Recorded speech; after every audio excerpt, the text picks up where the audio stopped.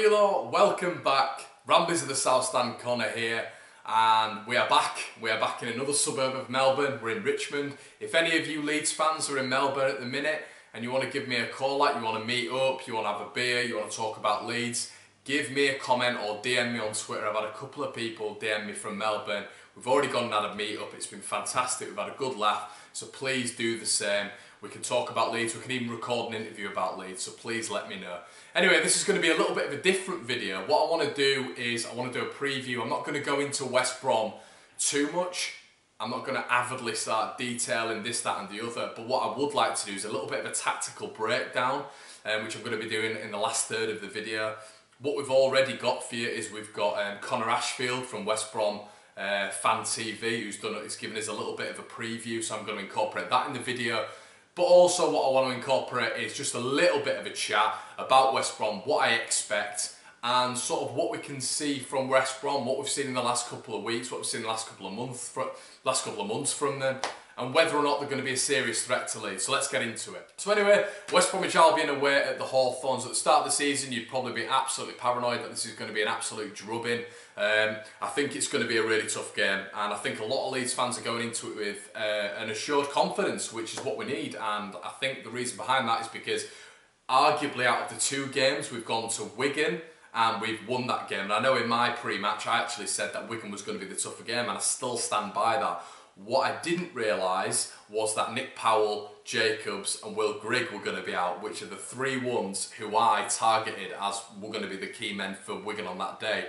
So I had no idea until, because obviously it was recorded pre-Wigan, so I had pre-press conference Wigan, so I had no idea that those three were going to be out. Those three were out, which was a massive helping hand to Leeds United, because I feel those three, especially Nick Powell for me is Premier League class, and you know, he goes out of contract in January. Could that be someone Leeds poach? Very good footballer, very good on the ground. Maybe that's something that Bielsa's looking into, Leeds looking into, who knows. Anyway, West Bromwich Albion, they have a number of players that I personally am terrified of.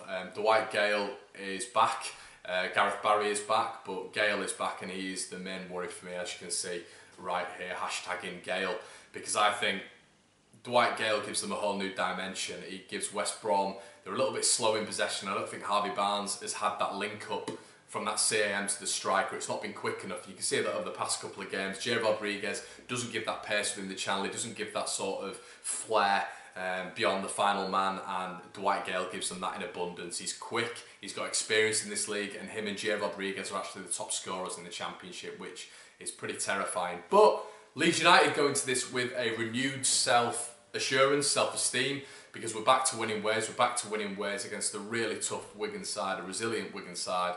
And Leeds are going to be going into this with a lot of confidence, I think. I think Cleek has just been phenomenal from moment one. And I think if we start playing, and we start really playing the Leeds United way, and I will call it the Leeds United way, because we've got Derby County's way with Frank Lampard, the Bielsa way, the right way.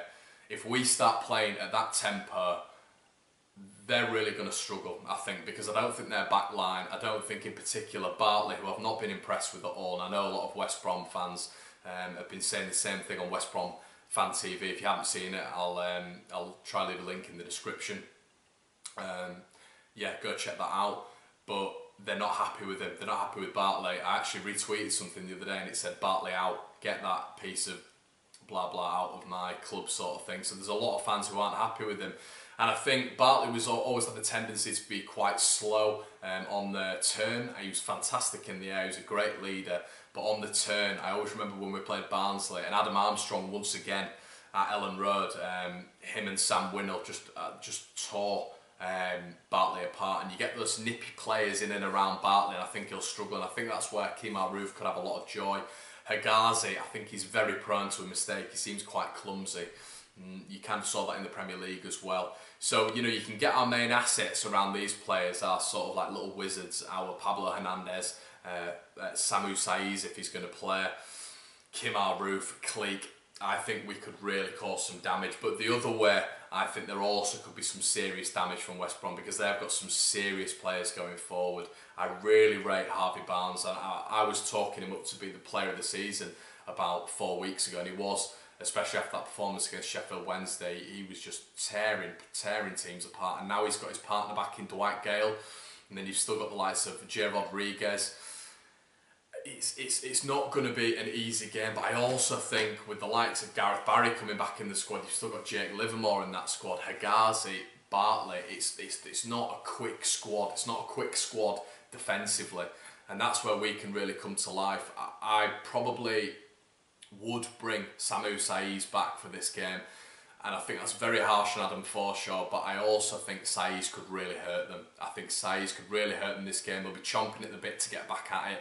And I think this is a game where if you get Samu Saiz like against Derby, I think this could be a Derby sort of game where he's working back, he's tracking back, he's doing it for the team, and then offensively he's damaging, and I really think he could be on it this game. Like I said, against the big teams, Leeds are always decent, we're always good. So what I'm going to do now is I'm going to pass you over to Conor, who's also done a little bit of a preview for us, Conor Ashfield on West Brom Fan TV. So I hope you enjoy it, and cheers Conor for this. Alright guys, it's Conor from West Brom Fan TV, and Conor from All Leeds TV has kindly asked me to do a match preview for Leeds versus West Brom. As a West Brom fan, I'm not really confident at the minute, and I'm sure it's the opposite for the Leeds fans. I'm sure you guys are absolutely buzzing with where you are in the table, the football you've been playing. I'm not really confident. Obviously, you guys are first, we're 7th. I do think we'll both be up there at the end of the season if, you know, things go our way. But I think Leeds have got some really good players. Kmar Roof being one of them, Tyler Roberts, both who used to play for West Brom. You've got some decent defenders in your team as well. Luke Ayling is one I can mention. I think you've got a player called Pablo Hernandez as well, who's a really good player. I do definitely think Leeds will need to look out for Dwight Gale. I think he will be back from injury. But with that being said, I'm not confident whatsoever, so I'm going to go with a 3-1 Leeds win. I know I'm not being negative.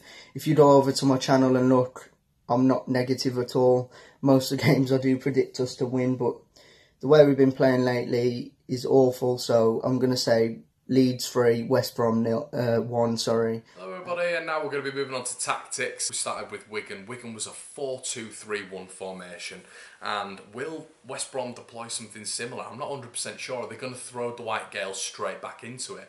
I'm not 100% sure they will, so if they just start with J. Rodriguez and Harvey Barnes just in behind him, start the likes of Morrison, is it going to be a 4-2-3-1 formation? Will they throw Gareth Barry back into the situation and deploy a similar formation to Wigan, more structured, more defensive? If I was West Brom, I 100% would do that because I know the offensive threat Leeds have had. If you just look here, Leeds have consistently got minimal players in their own half, and all the players are normally on an offensive outlet. It always happens. There's either 2 or 3 Leeds players realistically behind the ball, and the rest are always in front of the ball. It always happens. Leeds with the ball and without the ball, we hunt in packs, as you can see.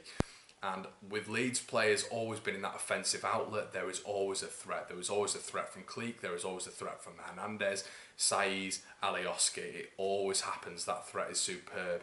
As you can tell, it's another goal that has been conceded from a set piece for Leeds. I think that's 8 now, could be 9. This needs to be stamped out. Only 4 or 5 goals conceded from open play, which is really good in itself, but the set pieces really do need working on. Leeds have got a lot of width, and what we've started to do now is in the last couple of games when the full squad has started to sort of get back together, Leeds have started to exploit the widths and the flanks. You're not getting the centre midfielders like Forshaw and Phillips striding down to the flanks to help players like Alioski and Harrison to offer support. There are out-and-out wingers, there is out-and-out width, and the reason that is a thing is because Barry Douglas is back and Pablo Hernandez is back. It gives Leeds natural width on the flanks because they are both natural left and right siders, and they will play right on the touchline, as you can see throughout here. Leeds scoring the goal, and the amount of bodies that Leeds seem to have in the box at all times and in the opponent's half is paramount. And if we can do that against West Brom, if they play the 3 at the back, if they only play the 2 aging CDMs in Livermore and maybe a Gareth Barry returning, they could be in real trouble. And as you can see, even when Leeds are defensive, we're hunting in packs. It's just paramount to me, guys, for how how many attacks Leeds have, we are always further forward than the opposition. There's always more of us in the opposition box. We're always heading down the flanks. There's always options, and you can see that. With Pep, and you can see that with Pochettino.